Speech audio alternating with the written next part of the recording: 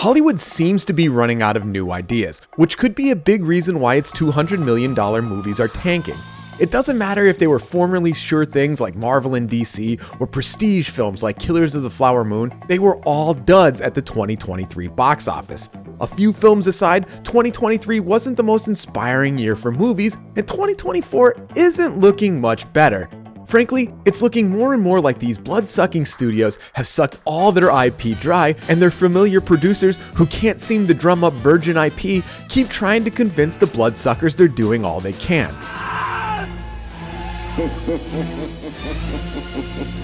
But there was one producer, aka One Renfield, who managed to do the impossible: Basil Iwanek.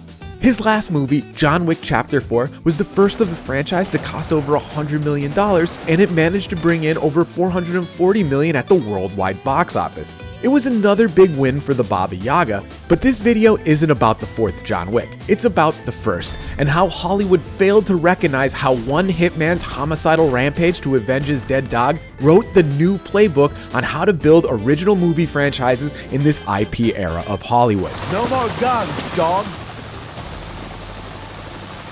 No more bullets! No more bullets. Let's get this out of the way right now. Since the Baba Yaga's debut in 2014, there have been a ton of clones, including Monkey Man, Sisu, Nobody, Violent Night, In a Valley of Violence, which is a movie about Ethan Hawke getting revenge after his dog is murdered. Here he comes now, Gilly. Get away from my dog. Hollywood has no problem cloning successes, but it never quite figured out what specifically made John Wick such a worthy investment. If they did, we'd be drowning in lower budget original IP instead of being attacked by the clones. Luckily for us, John Wick's producer Basil Iwanek spelled out the secret of the franchise's success in the book They Shouldn't Have Killed His Dog by Edward Gross and Mark A. Altman, saying, "I was in the market for action movies. Action movies you can make for $25 million plus or minus 5. It's the most obvious thing in the world, but no one seems to understand that. If you hit the number right, which is not hard to do, your downside's protected, but you still have a tremendous upside." I'd say after 4 entries, $1 billion in box office revenue, a TV series spinoff, and a new movie spinoff starring Ana de Armas, Iwanek nailed it. Which is wild considering it all started with a $20 to $30 million investment. Iwanek understood 2 really important things. Action movies are hugely accessible, and if you can make an action movie on a modestly small budget, which is how they were done decades ago, it's almost impossible to lose money on it. But when he says it's not hard to do, he's being modest. A few things had to fall into place for Iwanek to hit his budget and for John Wick to turn out as good as it did. And his first lucky break was finding an action star in a slump. Listen, there's no doubt that Keanu is a star, but in the early 2010s, his stock was definitely trending down. He was making movies like 47 Ronin, Man of Tai Chi, and The Day the Earth Stood Still. It seemed like his Matrix days were definitely behind him. It was around this time when Keanu's agent was trying to drum up some action work for his client when he reached out to his old friend Basil Iwanek, who sent over a freshly acquired script about a 75-year-old hitman who goes on a spree after his dog was murdered, accompanied by a note for Keanu. Clearly, you're not 75. Is that a screenplay? Well, that's what you're gonna tell me. This hitman coming out of retirement role was perfect for the action star on the verge of his 50s who understood how the discipline of learning complex fight choreography was similar to the discipline needed to portray the Baba Yaga. Well, you know, I always want to do as much as I possibly can because I think action should be tied to character and to emotion and to the story. So the more that I can do, and the directors wanted to do long takes and not make it cutty, but the more that you can see me and go on, you know, the journey with the character, the more emotional it is, the more connection you have. And in terms of like, you know, running up and down stairs and being 50, you just become more efficient. More efficient in terms of how you learn, what you do, what you can't do, what you can do. Keanu was in, and Iwanek needed someone like Keanu. He's a recognizable face for the poster, a proven box office draw, albeit not at the moment, and much needed ammo for an independent film producer trying to keep his antsy financiers at bay. But this is an independent action movie, so if they wanted to splurge on number 1 on the call sheet, they were going to have to cut back on budget elsewhere. That's when they decided to get thrifty and bring some untested directors up to the major leagues. Enter Chad Stahelski and David Leitch.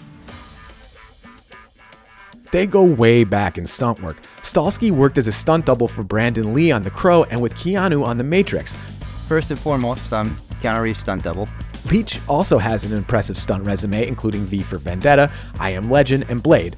Stahelski and Leitch weren't just stunt guys, they were also entrepreneurs, and in 1997, they had a great idea. They started the action design company 8711, which helps filmmakers choreograph and create pre-viz movie fights. Basically, they used their gym to test out and improvise fight choreography and camera angles that would inform how a scene would eventually be shot.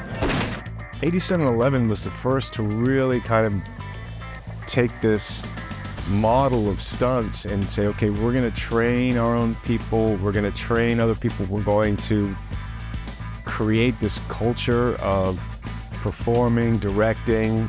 Action movies are expensive, but 8711's ability to design fights in a gym with a small, relatively inexpensive team is a huge boon for a small budgeted action flick because it makes the creative process cheaper, thus allowing for more of the budget to be put on screen. Plus, when they actually shoot the scene, using a big crew of grips, camera, audio, armorers, stunt and safety personnel, it's all business. They already know the moves they need to execute and the shots needed to make it all work in the editing room. So while Keanu is just stacking bodies during this home invasion, or in a nightclub, or in a parking lot, almost no time was wasted while shooting because Stahelski and Leitch did their homework. Everything from the blocking, to the camera work, to the fight's digital squibs were planned before anybody walked on set.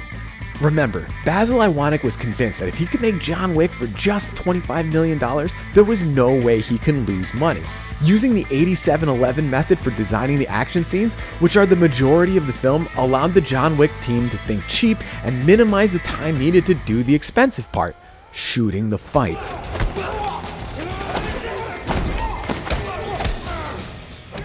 The necessity for the film to come in on budget, no matter what, led to one of the franchise's often imitated aesthetic decisions, the long, unbroken takes on action.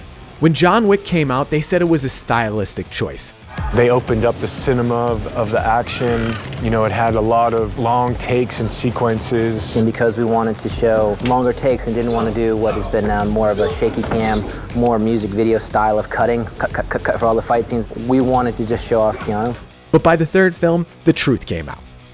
On the first John Wick, we had an extremely limited budget. Most of what we did practical long takes is because we simply couldn't afford a second camera. Here's just another example of the old adage, limitation breeds creativity. Arguably, John Wick's primary stylistic contribution to the genre was born because they didn't have the budget to shoot their action scenes the way a larger budgeted movie would have.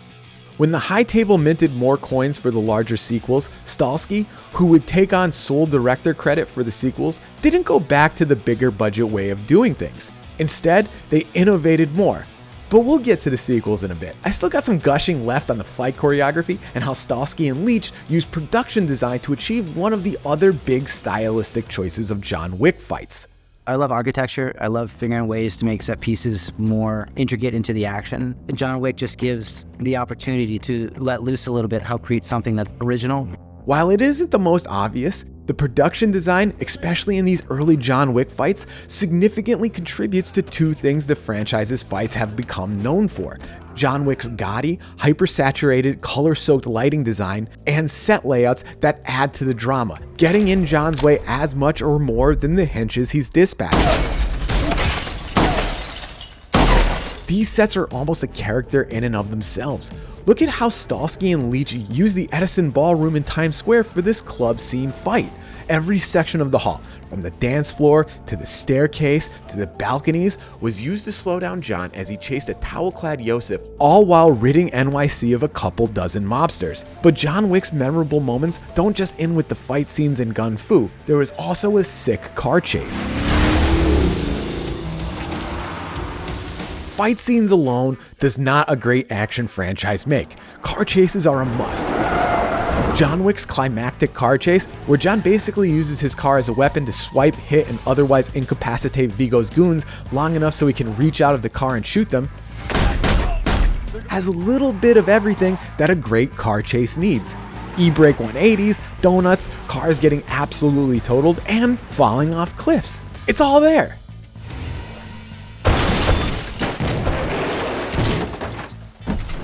Let's be absolutely clear. Nothing about car chases are cheap, but just because the production wasn't able to flash the cash yet, it was still able to squeeze in a quality Act 3 car chase. This car chase is a masterclass in cutting corners to save money without sacrificing the cinematic thrill of the chase, and it's thanks to two really thrifty choices made by Stahelski and Leitch. Thrifty choice number 1. The chase takes place in one location. While I'm sure it wasn't cheap to lock down the Brooklyn Naval Yard, it had to be cheaper than paying to close down multiple city streets, which in New York City can definitely be pricey. By localizing the car chase to one location and shooting at night when there's not a ton of dock work happening, definitely helped the production stretch its budget. But it wasn't the only thing the production did to save some coins. Thrifty choice number 2. They picked reasonably priced modern cars. Cars like Wick's Dodge Challenger and the Mob's Chevy Tahoes are such ubiquitous cars in the US, they looked like they rolled off a Hertz lot that morning. Plus, to get all the shots they needed, they had to buy multiple versions of each car. Sure, Challengers and Tahoes aren't the cheapest cars, but they are by no means luxury cars or classics, which when used could dramatically increase the cost of a car chase. Would it have been nice to see John tool around in that sick Chevelle doing stunts and shooting goons? Sure, but does the car model John was driving make or break this scene? No. That's a big part of what made the John Wick filmmakers so good at their job. They made calculated choices on how to maximize their budget for maximum action. When John Wick was released in 2014, it made $86 million worldwide on its $25 million budget, proving Iwanic to be correct on his gamble. That roughly 4x return from just the box office, never mind physical and digital media sales and streaming rights, would prove to be more than enough to double down on a sequel and do what sequels do best: escalate the action.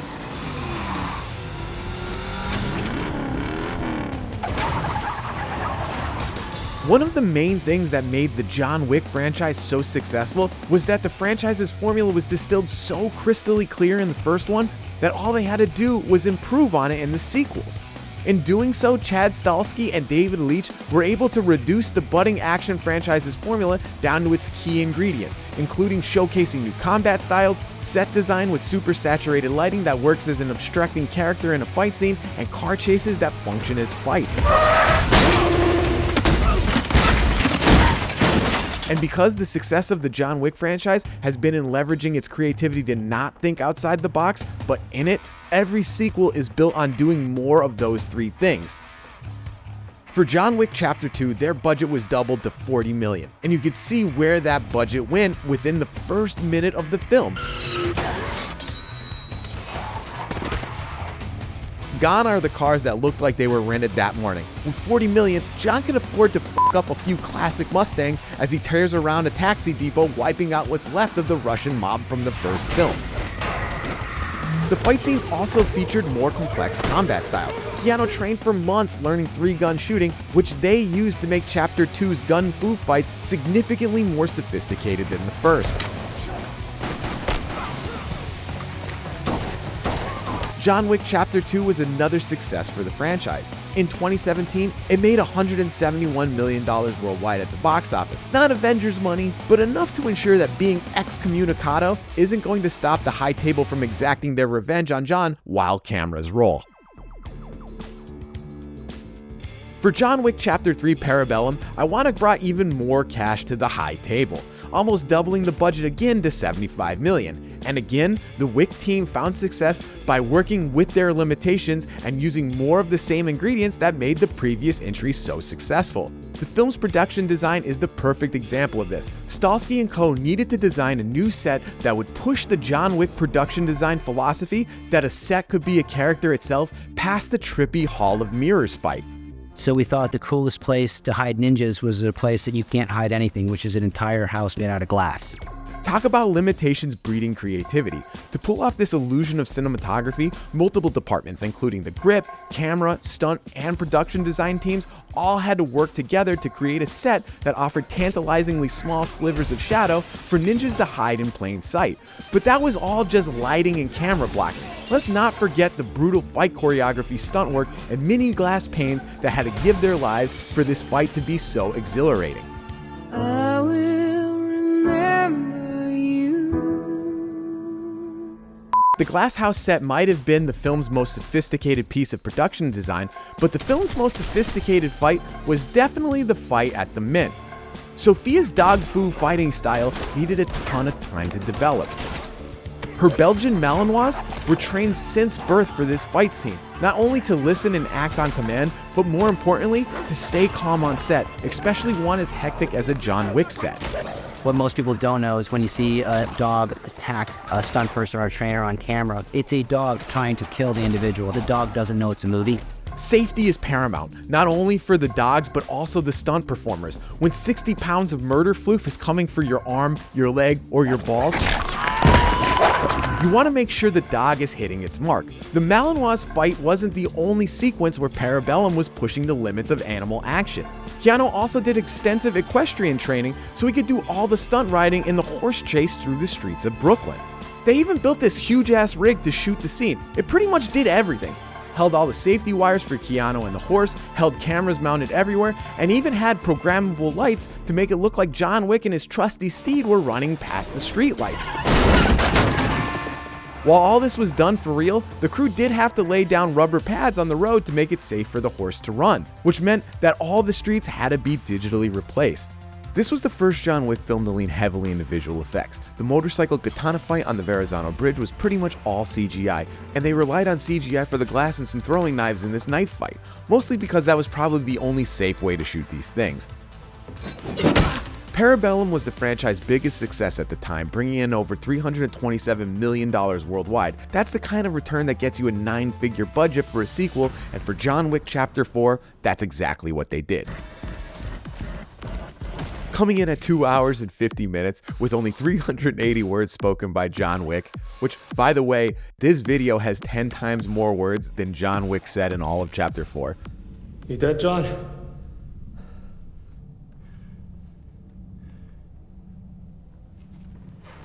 Chapter 4 provides an obnoxious amount of time that Chad Stahelski gleefully filled.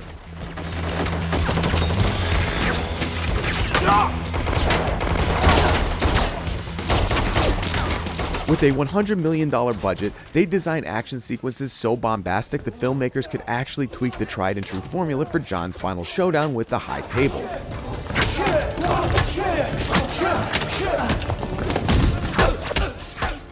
The Arc de Triomphe car foo fight is a perfect example of this expanded ambition and arguably the most sophisticated sequence of the franchise, because it's a car chase, a shootout, and a brawl all in one. Despite not actually being on location at the Arc, it's not any less impressive, mostly because all the stunts and actions still feel real. Besides all the training and prep, it took a small army of stunt people to do all the driving, combat, and collisions, which used dummy cars replaced in post to make the impacts feel more real. The end result is an action scene that uses CGI not to fake any of the stunts, but to transpose the action from an airport in Germany to the Arc. The car chase wasn't the only part that elevated the action in 4. This chapter features multiple sets that prove Chapter 4 was on the top of its set design game. The Osaka Continental fight alone could have been the climax fight in any of the other movies, but that was just an amuse-bouche for Killa's nightclub fight and the stair fight, which all do what John Wick production design has been known for: visually stylized locations that do their part to get in John's way, while still not giving all these nameless goons a prayer of a chance. It may have taken 4 films for the High Table to finally put John Wick into an early grave, but that provided some of the most iconic action to come out of Hollywood in the past decade. It's insane to think that John Wick managed to single-handedly fight his way into what's left of our monoculture, despite not being a beloved comic, novel, or old intellectual property of some sort. While the John Wick sequels continue to expand the aesthetic horizons of modern action sequences by going bigger and bigger, none have matched the brilliance of the first. The first John Wick's plot, the elegantly simple Theon Greyjoy murdered my dog, now I must murder him and his whole crime syndicate, makes literally every person who watches that film instantly empathize with the reluctant hero, which is the key to the whole franchise. Basil Iwanek understood that when you pan for gold, if you're really lucky, you might not find huge nuggets, but a little bit of gold dust. The empathy that was baked into the plot of John Wick 1 was that gold dust, and all it took was $25 million to prove there was a vein of gold rich with action. so much so that they were able to mine about $1 billion in box office revenue, as the franchise used a bunch of minted gold coins, blood markers, high tables, and the ninja-trained homeless to yes and itself into bigger budgets, crazier fight scenes, and meatier box office returns. All the while, the audience never quite forgot the simple reason why they were rooting for John in the first place: because his dog was murdered. We all know that Hollywood is in an eternal rat race. It's why the DCEU never had a chance. WB execs wanted to hit the ground running, making Avengers money, and totally forgetting that the MCU spent 5 years building to that payday. To me, John Wick is an even more impressive success than the MCU, not because of the subjective quality of the films or the amount of money made at the box office, because at one time, all John Wick was a movie script on a pile of other scripts. It had no fans, it had no outside hype, it was just fate. Basil Iwanek was looking for a $25 million action movie to produce. He stumbled on an aging hitman and over 4 films turned it into one of the few new original movie franchises to gross over $1 billion. The best stories always have humble beginnings. If Hollywood wants to show audiences something new and cool, it just needs to start small and give them time to grow. Because if this video is meant to teach you anything, it's that limitation breeds creativity. And that's what this entire industry runs on. Hey everybody, thanks so much for watching. If you like these breakdowns of action scenes, be sure to check out our top 10 practical effects of all time, or check out our podcast, Cinefix Top 100. And for everything else, be sure to subscribe to Cinefix.